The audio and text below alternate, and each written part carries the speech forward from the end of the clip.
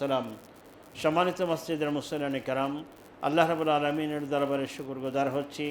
সিয়ামরত অবস্থায় সৈয়দুল মাকান মসজিদের ভেতরে সৈয়দুল আইয়াম জুমার দিনে আজকের এই খুতবার অধিবেশনে সুস্থতার জীবন দিয়ে আল্লাহ তাআলা আমাদেরকে হাজির হওয়ার তৌফিক দান করেছেন। আমরা বলি আলহামদুলিল্লাহ। দরুদ ও সালাম পেশ করছি মানবতার মহান শিক্ষক রহমাতুল্লিল আলামিন জনাবে মুহাম্মদুর রাসূলুল্লাহ সাল্লাল্লাহু আলাইহি ওয়াসাল্লামের উপর। আল্লাহুম্মা সাল্লি ওয়া সাল্লিম ওয়া বারিক আলা নাবিয়িকা মুহাম্মদ। আল্লাহুম্মা সাল্লি আলাইহি আল্লাহুম্মা বারিক আলাইহি। ফাইন্নী উসিকুম ওয়া নাফসি আওয়ালাম বিতাকওয়াল্লাহ। খুতবার শুরুতে আমাকে এবং আপনাদেরকে আল্লাহ তাআলার ব্যাপারে তাকওয়ার নীতি অবলম্বন করার উপদেশ দিচ্ছি। অতঃপর আমরা জেনে নিই আজকের খুতবার আলোচনার বিষয় প্রোডাক্টিভ রমাদান। কিভাবে রমাদানকে আমরা মোস্ট প্রোডাক্টিভ করতে পারি, কার্যকরী করতে পারি, সে বিষয়ে গুরুত্বপূর্ণ তথ্য এবং তথ্যবহুল বিবরণ পেশ করব ইনশাআল্লাহ। ওমা তৌফিকি ইল্লা বিল্লাহ, আলাইহি তাওয়াক্কালতু ওয়া ইলাইহি উনীব। আল্লাহ রাব্বুল আলামিন এই সিয়াম সাধনা তথা রোজাকে ফরজ করার কারণ বলেছেন, ইয়া আইয়ুহাল্লাযিনা আমানু, হে ইমানদার সমাজ, ওহে যারা ঈমান এনেছো, কুতিবা আলাইকুমুস সিয়াম, তোমাদের উপরে সিয়াম রোজাকে ফরজ করা হয়েছে, কামা কুতিবা আলাল্লাযিনা মিন ক্বাবলিকুম, যেমনিভাবে তোমাদের পূর্ববর্তী জাতিগোষ্ঠীর উপর এটা ফরজ ছিল, লাআল্লাকুম তাত্তাকুন, আশা করা যায় এই সিয়াম সাধনার মাধ্যমে তোমরা তাকওয়ার অধিকারী হতে পারবে। মানে সিয়ামের এই প্রশিক্ষণ যদি মানুষ কাজে লাগায়, এখানে যে ট্রেনটা আল্লাহ ব্যবস্থা করেছেন 30 দিনের একটা প্যাকেজ প্রোগ্রাম, এটা গ্রহণ করে মানুষ যাতে তাকওয়া অর্জন করতে পারে, মানুষ যাতে মুত্তাকি হতে পারে, তার জন্য আল্লাহ তাআলা সিয়ামের বিধান দিয়েছেন। সেজন্য সিয়ামের শুধু না খেয়ে থাকার নাম সিয়াম নয়, শুধু না খেয়ে থাকার নাম রোজা নয়। রোজা না খেয়ে থাকার পাশাপাশি সকল অনর্থক অশ্লীল কাজ থেকে বিরত থাকা, এর নাম রোজা।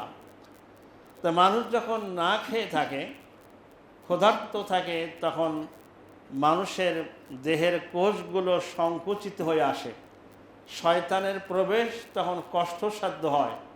তাই তার জন্য তাকওয়া অর্জন করা, গুনাহ বর্জন করা এটা সহজ হয়। সুতরাং মানুষ যদি রোজা রেখে গুনাহ বর্জন করতে না পারে, তাহলে এই সিয়ামের কোনো মূল্য নাই। যেটা সহিহ বুখারীর বর্ণনায় রাসূল সাল্লাল্লাহু আলাইহি ওয়াসাল্লাম বলছেন, মান লাম ইয়াদা কাওলা যুর, যে ব্যক্তি রোজা রেখে মিথ্যা কথা পরিত্যাগ করতে পারলো না, ওয়ালা আমালি বিহি, এবং মিথ্যা কাজ মানে গুনাহ পরিত্যাগ করতে পারলো না। সকল গুনাহই মিথ্যা, সকল অপরাধী এটা মিথ্যা। সহিহ বুখারীর বর্ণনা হাদিসের ভাষা হচ্ছে, যে ব্যক্তি রোজা রেখে মিথ্যা কথা এবং মিথ্যা কাজ তথা গুনাহের কাজ বর্জন করতে পারলো না, ফালাইসা লিল্লাহি হাজাতান ফি আন ইয়াদা তা'আমাহু ওয়া শারাবাহু, এই ব্যক্তির পানাহার বর্জন করা আল্লাহর কোনোই প্রয়োজন নাই। বলেন নাউযুবিল্লাহি মিন যালিক। সুতরাং রোজা রাখতে হবে গুনাহমুক্ত অবস্থায়, এবং রোজার উদ্দেশ্য এটাই।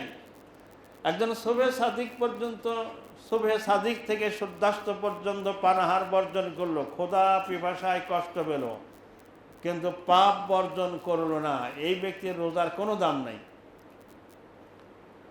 সহিহ বুখারী আরেকটা বর্ণনায় বলা হয়েছে, রাসূল সাল্লাল্লাহু আলাইহি ওয়াসাল্লাম বলেছেন যে রোজা রাখতে হবে গুনাহমুক্ত। গুনাহমুক্ত অর্থ হচ্ছে যে মান সামা রমাদানা ঈমানান ওয়া ইহতিসাবান, যে ব্যক্তি রমাদান মাসে সিয়াম পালন করলো ঈমানান, ঈমানের সাথে, ওয়া ইহতিসাবান, এবং ইহতিসাব বা সওয়াবের প্রত্যাশায়, গুফিরা লাহু মা তাকদ্দামা মিন যামবি, তার অতীতের সকল গুনাহ মাফ হয়ে যাবে। বলেন সুবহানাল্লাহ। 1 বছরের গুনাহ নয়, 2 বছর 5 বছরের গুনাহ নয়, 1 বছর আগে পরের গুনাহ নয়। যে ব্যক্তি ঈমান এবং ইহতিসাবের সাথে সিয়াম পালন করবে, তার বয়স যদি হয় 60 বছর, প্রাপ্ত বয়স থেকে পর্যন্ত অতীতের সকল গুনাহ আল্লাহ মাফ করে দিবেন। সুবহানাল্লাহ। শর্ত দুটো, ঈমানান ওয়া ইহতিসাবান, পাপ মুক্তি থেকে। সিয়াম রেখেছেন, রোজা রেখেছে, ফ্রেন্ডের সাথে গার্লফ্রেন্ড বয়ফ্রেন্ড ফ্রি মিক্সিং করছে, রোজা রেখে ইফতার পানিতে যাচ্ছে, যে ইফতার পানিতে নারী পুরুষ একসাথে ফ্রি মিক্সিং হচ্ছে, এর নাম সিয়াম নয়। সিয়ামের মূল উদ্দেশ্যই থাকতে হবে পাপ মুক্ত থাকা, ঈমান মানে পাপাচার মুক্ত থাকা, ওয়াহতিসাবান এবং সাওয়াবের প্রত্যাশা করা। একমাত্র আল্লাহকে খুশি করা উদ্দেশ্য থাকবে, আর কোনো উদ্দেশ্য নয়। সুতরাং যে ব্যক্তি ঈমান আর ইহতিসাবের সাথে রমাদানের সিয়াম পালন করবে, তার অতীতের সব অপরাধ আল্লাহ মাফ করে দিবেন, ডিলিট করে দিবেন। সুবহানাল্লাহ। এভাবে আরেকটি হাদিসে রাসূলুল্লাহ সাল্লাল্লাহু আলাইহি ওয়াসাল্লাম বলেছেন, মান কামা রমাদান, যে ব্যক্তি রমাদান মাসে কিয়ামুল লাইল করলো, তারাবি তাহাজ্জুদ আদায় করলো, রমাদানের রাত্রে দাঁড়িয়ে কিছু নামাজ পড়লো, এটা তার অতীতের সকল গুনাহ মাফের কারণ হবে। সুবহানাল্লাহ। রাসূলুল্লাহ আরো বলছেন, মান কামা লাইলাতুল কদরে ঈমানান ওয়া ইহতিসাবান, যে ব্যক্তি কদরের রাত্রিতে একটা রাত্রে ঈমান আর ইহতিসাবের সাথে পাপ মুক্ত থেকে সওয়াবের প্রত্যাশায় কিয়ামুল লাইল করলো, একটা রাতের কিয়ামুল লাইল তার অতীতের সকল গুনাহ আল্লাহ মাফ করে দিবেন। সুবহানাল্লাহ। এই গুনাহ মাফের সুযোগ গ্রহণ করতে হলে আপনার শর্ত দুটা, একটা হচ্ছে ঈমান, ঈমানান পাপ মুক্ত থেকে, পাপ করে রোজা রেখে পাপ করে এটা রোজা হলো না, এটা সিয়াম হলো না। এবং সওয়াবের প্রত্যাশা, অনেকে রোজা রাখে যে রোজা রাখলে এটা ফাস্টিং, এটা আমার স্বাস্থ্যের জন্য ভালো, ডায়াবেটিস নিয়ন্ত্রণে থাকে, এই নিয়তে রোজা রাখা যাবে না। একমাত্র লিল্লাহ, আল্লাহর উদ্দেশ্যে সকল ইবাদত হতে হবে আল্লাহকে খুশি করার জন্য। সম্মানিত মসজিদের মুসল্লিন কেরাম, বলছিলাম এই রমাদান মাস আমাদের জন্য আল্লাহ তাআলা একটা বিরাট রহমতের সুযোগ করে দিয়েছেন। রহমত, বারাকাত, নাজাতের পয়গাম নিয়ে রমাদান আমাদের মাঝে এসেছে। রমাদান দিয়েছে আমাকে রহমত হিসাবে। যদি কোনো মুসলিম এই রমাদানকে কাজে না লাগায়, এটা তার জন্য গজব হবে। আমরা শুধু রমাদানকে রহমত বুঝি, কিন্তু গজব বুঝি না। আমরা শুধু রহমত বুঝলাম, এর উল্টাটা রাসূলুল্লাহ বলেছেন এটা বুঝি না। একাধিক সহিহ হাদিসে রাসূলুল্লাহ বলেছেন যে রমাদান পেয়েও যে ব্যক্তি তার গুনাহ মাফ করাতে পারল না, সেই ব্যক্তি ধ্বংস হোক, নাউযুবিল্লাহি মিন যালিক। রাসূলুল্লাহ বলছেন সহিহ মুস্তাদরাক হাকিমের হাদিস, রাসূলুল্লাহ একদিন মেম্বারে উঠলেন। মেম্বারের 3টে সিঁড়ি, সেই সময় 3টে সিঁড়ি ছিল। প্রথম সিঁড়িতে পা রেখে তিনি বললেন আমিন, দ্বিতীয় সিঁড়িতে পা রেখে বললেন আমিন, তৃতীয় সিঁড়িতে পা রেখেও তিনি বললেন আমিন। সাহাবায়ে কেরাম জিজ্ঞেস করলেন যে ইয়া রাসূলুল্লাহ, আপনি আমিন বললেন, আমরা তো কিছু বুঝলাম না। তিনি বললেন লাম্মা তাকাইতু, মানে আমি যখন সিঁড়ির প্রথম তাকে পা রাখলাম, তখন জিবরাইল ফেরেশতা আমাকে বলল, যে ব্যক্তির কাছে আমার নাম উচ্চারণ করা হলো অথচ আমার উপর দরুদ পড়া হলো না, সেই ব্যক্তির নাক ধুলোয় মিশে যাক, সে অপমানিত হোক। জিবরাইল বলছে, হে রাসূল আপনি বলুন আমিন। জিবরাইল আমিন বলল, আমিও আমিন বললাম, মানে এটা আল্লাহর দরবারে কবুল হয়ে গেল। জিবরাইল বললেন আপনি পাশ করে দেন, যে ব্যক্তি আপনার নাম শোনার পরে দরুদ পড়বে না, সে ব্যক্তি অপমানিত হোক। বলেন নাউযুবিল্লাহি মিন যালিক। লাম্মার তাকাইতু সানিয়া, যখন আমি দ্বিতীয় সিঁড়িতে দ্বিতীয় তাকে পা রাখলাম, তখন জিবরাইল আমিন আমাকে বলছেন যে মান আদরাকা রমাদান, যে ব্যক্তি রমাদান পেল, তুম্মা সালাকা, আবার রমাদান তার থেকে চলে গেল। রমজান পেল, রমাদান চলেও গেল, ফালাম ইউগফারু লাহা, তাকে ক্ষমা করা হলো না, সে তার পাপকে ক্ষমা করিয়ে নিতে পারল না, সে ব্যক্তি ধ্বংস হোক, সে ব্যক্তি অপমানিত হোক। জিবরাইল আমাকে বললেন এই কথাটা আপনি পাশ করিয়ে দেন, আপনি বলুন আমিন। তাই আমি বললাম আমিন। বলুন নাউযুবিল্লাহি মিন যালিক। এটা কত বড় সতর্ক বার্তা। রমাদান আল্লাহ আপনাকে দিলেন, রমাদান মাসে একবার যদি আপনি সুবহানাল্লাহ বলেন, অন্য মাসে হাজার কোটি বার সুবহানাল্লাহ বললেও রমাদানের একবার সুবহানাল্লাহর সমান হবে না। সুবহানাল্লাহ, এর নাম রমাদান। যদি আমাদের দেশে একটা কথা বলা হয় যে একটা ফরজ অন্য মাসে 70টা ফরজের সমান, এর বিপরীতে আরও হাদিস আছে কত যে সওয়াব আল্লাহ রমাদানে দিবেন। আস-সাওমু লি ওয়া আনা আজজি বিহি, রমাদান মাসের সওয়াব কত গুণ আল্লাহ বাড়িয়ে দিবেন, এটা বান্দা হিসাব করতে পারবেন না। সুবহানাল্লাহ। সুতরাং এই রমজান আল্লাহ আপনাকে দিলেন, আপনি রমাদানকে মূল্যায়ন করলেন না। তাহলে এটা আল্লাহকে অপমান করা হলো, বলেন নাউজুবিল্লাহ। চলে, সুতরাং ওই ব্যক্তির জন্য রমাদান হবে গজব। তাই রমাদানকে প্রোডাক্টিভ করতে হলে আমাদের অনেকগুলো করণীয় আছে। সম্মানিত মাসজিদের মুসল্লিনে কেরাম, এই রমাদান প্রতি বছর আসে এবং চলে যায়। আমরা যদি এই রমাদানকে কাজে না লাগাই, মূল্যায়ন করতে না পারি, এটা আমাদের জন্য হবে বিরাট দুর্ভাগ্যের বিষয়। তা আল্লাহ রাব্বুল আলামিন সূরা মারইয়ামের ভিতরে বলছেন, হাসরের ময়দানে এই রোজা রাখার মূল উদ্দেশ্য মুত্তাকি হওয়া, তাকওয়ার অধিকারী হওয়া। আর যারা মুত্তাকি তাদেরকে আল্লাহ রাব্বুল আলামিন কোরআনে কারিমে আল্লাহর মেহমান বলেছেন। দুনিয়াতে আমরা সবাই আল্লাহর গোলাম, আল্লাহর দাস, আল্লাহর বান্দা। আর একজন মানুষের জন্য সবচেয়ে বড় ডিগ্রি হচ্ছে আল্লাহর বান্দা হতে পারা। সুবহানাল্লাহ। কারণ বান্দা হতে পারলেই ফাদখুলি ফি ইবাদি ওয়াদখুলি জান্নাতি, আল্লাহ বলছেন তুমি আমার বান্দার মধ্যে শামিল হয়ে যাও এবং আমার জান্নাতে প্রবেশ করো। সুবহানাল্লাহ। দুনিয়াতে আমাদের সবচেয়ে বড় পরিচয় মুহাম্মদুর রাসূলুল্লাহ সাল্লাল্লাহু আলাইহি সাল্লাম, তিনিও আল্লাহর বান্দা, তিনি আগে আল্লাহর বান্দা, তারপরে আল্লাহর রাসূল। ও আশহাদু আন্না মুহাম্মাদান আবদুহু ওয়া রাসূলুহু, আমি আরো সাক্ষ্য দিচ্ছি নিঃসন্দেহে মুহাম্মদ সাল্লাল্লাহু আলাইহি সাল্লাম আল্লাহর বান্দা এবং রাসূল। তাহলে পৃথিবীতে আমরা সবাই আল্লাহর গোলাম, আল্লাহর বান্দা, আল্লাহর দাস। কিন্তু হাসরের ময়দানে, বিচারের মাঠে এই মুত্তাকিদের, এই বান্দাদেরকে আল্লাহ ডাক দেবেন, ইয়াউমা নাহশুরুল মুত্তাকিনা ইলার রহমানে ওয়াফদা, দয়াময় আল্লাহ তাদেরকে আহ্বান করবেন আল্লাহর সম্মানিত মেহমান হিসাবে। বলুন সুবহানাল্লাহ। এরা আল্লাহর মেহমান, আল্লাহর শ্রদ্ধ সম্মানিত অতিথি। সুতরাং রমাদানুল মুবারককে মূল্যায়ন করুন। রমাদানুল মুবারক আমাদের কাছে এসেছে অফুরন্ত রহমত, বরকত, মাগফিরাত, নাজাতের সওগাত নিয়ে। আমাদের দেশে যদি একটা কথা বলা হয়, রমজানের প্রথম দশক রহমতের, মাঝের দশক মাগফিরাতের, শেষের দশক নাজাতের, এই হাদিসটা সহিহ না। বরং প্রত্যেকটা দিন, প্রত্যেকটা রাত রহমতের, প্রত্যেকটা রমজানের দিন, প্রত্যেকটা রাত মাগফিরাতের, বরকতের। রমজানের প্রত্যেক দিন, প্রত্যেক রাত এটা হচ্ছে নাজাতের, জাহান্নাম থেকে নাজাতের। বলুন সুবহানাল্লাহ। ওয়ালিল্লাহি তাকাআম মিনান নার, আল্লাহ তাআলা এই রমাদান মাসে দায়িত্ব হচ্ছে আল্লাহর মানুষকে জাহান্নাম থেকে মুক্তি দেন। ওয়াযালিকা বিকুল্লি লাইলা, রমজানের প্রত্যেক রাত্রি আল্লাহ তাআলা আল্লাহর অনেক বান্দাকে সাধারণ ক্ষমা ঘোষণা করেন। বলুন সুবহানাল্লাহ। সুতরাং রমাদানকে কাজে লাগাতে হবে। রমাদানকে কাজে লাগাবার জন্য কিছু কর্মসূচি আপনাদের সামনে আমি পেশ করছি। এইটা মনে রাখবেন, প্রত্যেক দিন সাহারি করার সময় একটা নিয়াত করতে হবে। যদিও আমাদের সেই নিয়াত শিক্ষা দেয় নাওয়াইতু আন আসুমা গদাম্মিন, এটা কিন্তু বেদাতে নিয়াত, এটা কেউ বলবেন না। আপনি সাহারি খাচ্ছেন, এই নিয়াতে আগামী রোজা রাখবো, আপনার নিয়াত হয়ে গেছে।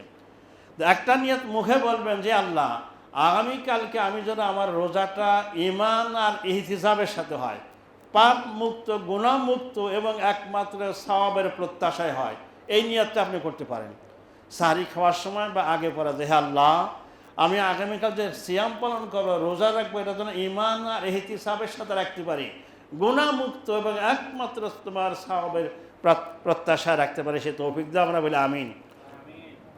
2 নম্বর কর্মসূচি হচ্ছে লুভে নিন সাহারির বারাকা।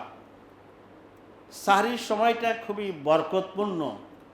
কিন্তু ঢাকার অনেক মানুষ, ইয়াং জেনারেশান, রাত 2টা-3টা পর্যন্ত হয়তো লেখাপড়া করে নয়, সোশ্যাল মিডিয়ায় তারা সময় দিয়ে একবারে 2টার সময় খেয়ে ঘুমিয়ে পড়ে। ফজরের আজান হলে তখন ফজরের নামাজ পড়ে, তাহলে সাহারিতে উঠল না সে। রাসূল বলেছেন তাসাহারু, তোমরা সাহারি করো। সাহারি হলো শেষ রাতের খাবার। ফাইন্না ফিস সাহুরি বারাকা, এই সাহারির মধ্যে রয়েছে বরকত।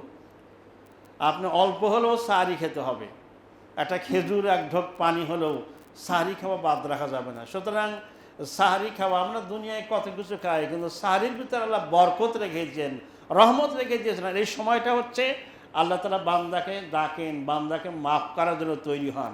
বলেন সুবহানাল্লাহ। তাই কেউ সাহারি বাদ দিবেন না, সাহারি সবাই করবেন এবং ছেলেমেয়েদেরকে সাহারির জন্য আহ্বান করবেন। 3 নম্বর হচ্ছে মানুষকে খাওয়ানো। রমাদান মাসের এক গুরুত্বপূর্ণ আমল হচ্ছে রোজাদারকে ইফতার করানো,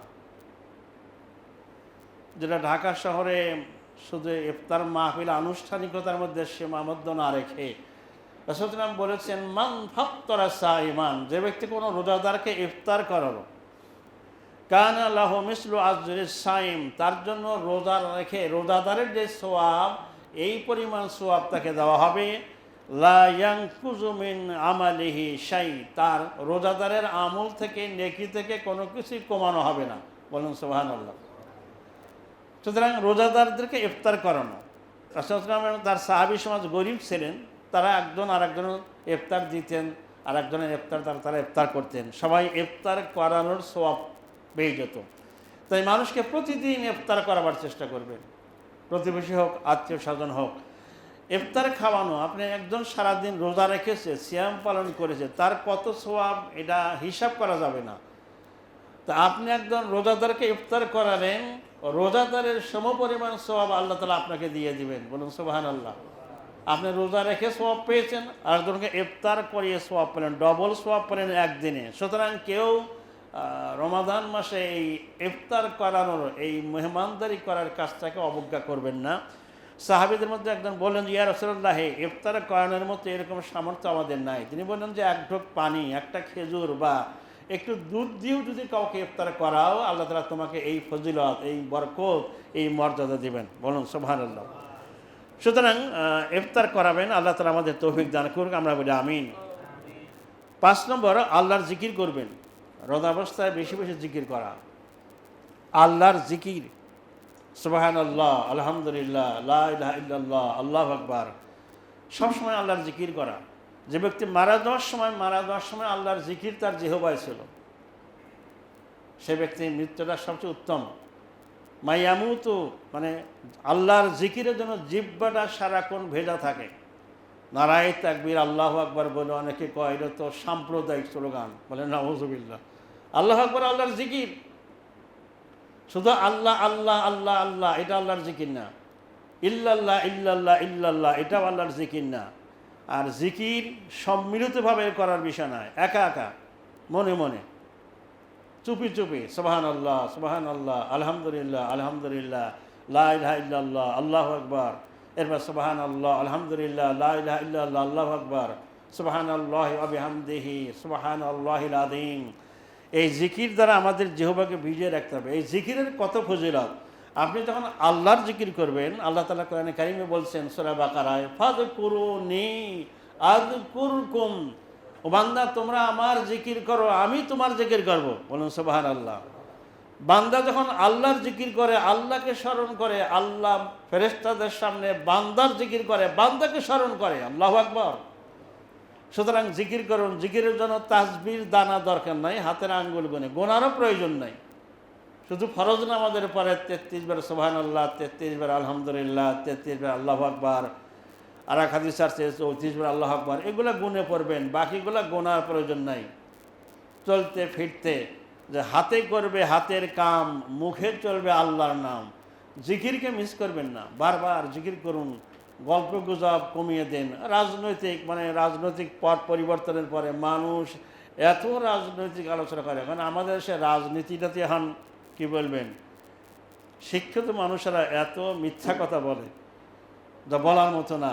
সেজন্য রাজনৈতিক আলাপটা একটু বন্ধ রাখেন। রমাদান মাসটা একটু আল্লাহর জিকির, কোরআন তেলাওয়াত, এর মাধ্যমে আপনি কাটিয়ে দিন। 6 নম্বর, কোরআন তেলাওয়াত করুন। কারণ রমাদান হচ্ছে কোরআন নাজিলের মাস। এই মাসের মর্যাদা এত বেশি কেন? এই মাসে আল্লাহ কোরআন নাজিল করেছেন। শাহরু রমাদান আল্লাযী উনজিলা ফীহিল কোরআন। রমাদান তো সেই মাস যে মাসে আল্লাহ তাআলা কোরআন নাজিল করেছেন। আর হুদাল লিন্নাস, এই কোরআন হচ্ছে গোটা বিশ্বের মানব মণ্ডলীর জন্য হেদায়েতনামা, সিস্টেম অফ লাইফ, পথ নির্দেশনা। ওয়া বাইয়িনাতুম মিনাল হুদা, সুস্পষ্ট জীবন বিধান, অল ফুরকান, এবং সত্য মিথ্যার পার্থক্য নির্ণয়কারী আসমানি মানদণ্ড। আলহামদুলিল্লাহ। সুতরাং বেশি থেকে বেশি কোরআন তেলাওয়াত করুন। যখনই সুযোগ হয় অর্থসহ পড়ুন, অর্থসহ ছাড়াও মাঝে মধ্যে এমনি তেলাওয়াত করুন।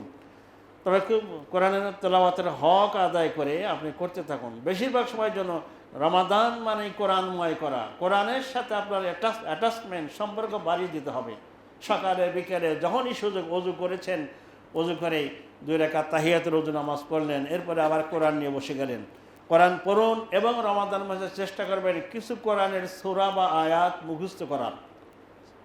ছোট ছোট সূরা আয়াত মুখস্থ করলেন, যখন আপনি গাড়িতে আসেন, আপনি তখন কোরআনের কোনো নস্খা আপনার কাছে নাই, মুখস্থ সূরা আয়াতগুলো আপনি পড়তে থাকবেন। সেজন্য মুখস্থ করার চেষ্টা করবেন। আর যখনই সুযোগ থাকে কোরআনের তাফসীর পড়বেন, অর্থ ব্যাখ্যা সহ। আল্লাহ তাআলা তৌফিক দান করুন, আমিন। 7 নম্বর, যাদের আব্বা আম্মা বেঁচে আছেন, আব্বা আম্মার সেবা করবেন, কারণ পিতামাতা হচ্ছে জান্নাতের দরজা। বলুন সুবহানাল্লাহ। এই রমাদানে আপনি পিতামাতাকে জ্ঞান দিতে যাবেন না। আব্বা মা তাদের সন্তুষ্ট করুন। রেদার রব্বি ফি রিদাল ওয়ালিদাইন, পিতামাতা সন্তুষ্ট থাকলে ওই সন্তানের উপর আল্লাহ সন্তুষ্ট হয়ে যায়। সুবহানাল্লাহ। ওয়া সাকাতুহুমা ফি সাকাতিল ওয়ালিদাইন ওয়া সাকাতুহু ফি সাকাতিল ওয়ালিদাইন, পিতামাতা যদি কোনো সন্তানের উপর অসন্তুষ্ট হয়ে যায়, তাহলে ওই সন্তানের উপর আল্লাহ অসন্তুষ্ট হয়ে যায়। সুতরাং পিতামাতার সাথে সদাচরণ করুন, তাদের পছন্দ অপছন্দের মধ্যে খেয়াল করুন। 7 নম্বরে, আচ্ছা 8 নম্বর, কিয়ামুল লাইল, রাতের নামাজ। যারা শেষ রাতে সাহারি খাওয়ার জন্য আমরা তো উঠি, তার আগে এই কিয়ামুল লাইল বাদ দেবেন না। অনেকে মনে করে আগের রাতে তারাবি পড়েছি, এখন আর পড়ব না। এটা ফরজ না, কিন্তু আপনি 2 রাকাত হলেও উজু করে কিয়ামুল লাইল করুন। একটু 2 রাকাত, 4 রাকাত, 6 রাকাত, 8 রাকাত, যতটুকু সাধ্যে কোলায়। আমরা যেন আয়েশা রাদিয়াল্লাহু তাআলা আনহা আফসোস করে বলতেন যে লোকেরা কিভাবে কিয়ামুল লাইল ছেড়ে দেয়। ফাইন্নাহু দাবুস সালিহিনা মিন ক্বাবলিকুম, অথচ তোমাদের অতীতের সকল পুণ্যবানদের এটা অভ্যাস ছিল, তারা কেউ কিয়ামুল লাইল ছাড়তেন না। রাসূল সাল্লাল্লাহু আলাইহি ওয়াসাল্লাম কিয়ামুল লাইল করতে করতে তার 2 কদম মোবারক ফুলে যেত। সুবহানাল্লাহ। সুতরাং কিয়ামুল লাইল ছাড়বেন না, এটা খুবই ফজিলতপূর্ণ সময়।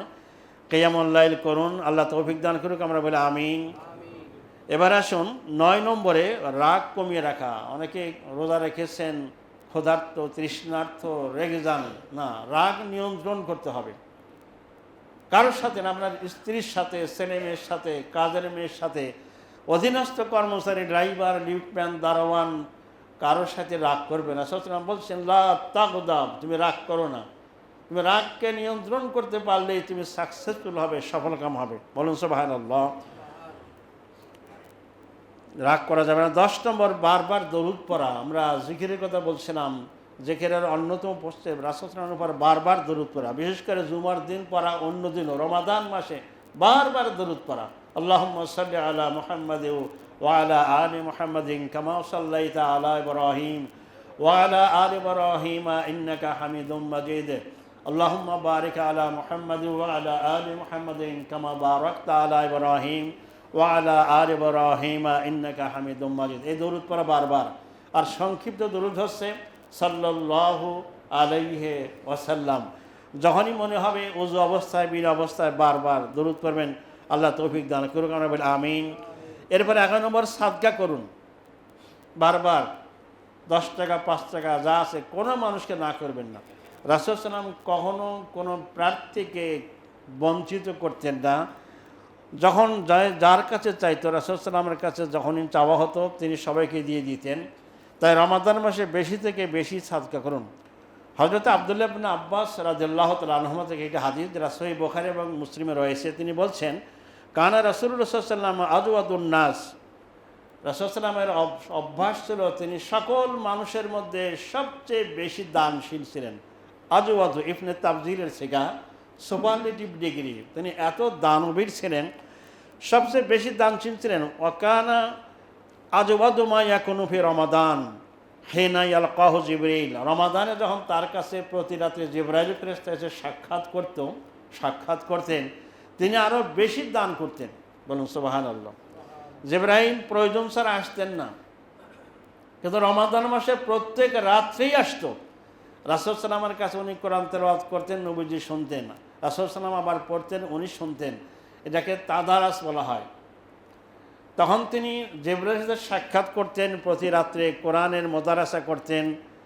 ফিকুল্লি লাইলাতিন মিন রমাদান ওয়াইদারিসুহুল কোরআন ফাকানা রাসূলুল্লাহ আজওয়াদু মিন রিহিল মুরসালা। ঝঞ্ঝা বায়ু সে বেশি তিনি দান করতেন। প্রবাহমান বাতাস যখন ঝড়ো বায়ু ওঠে, এই বাতাস যখন অলিতে গলিতে কোনা কাঞ্চি সব জায়গায় ঢুকে যায়, রমাদানে রাসূলুল্লাহ এত বেশি দান করতেন, সকল মানুষের কাছে তার দান, তার সাদাকা পৌঁছে যেত। বলুন সুবহানাল্লাহ। তাই কোনো প্রার্থীকে বঞ্চিত না করে এই রমাদানে বেশি থেকে বেশি দান করুন।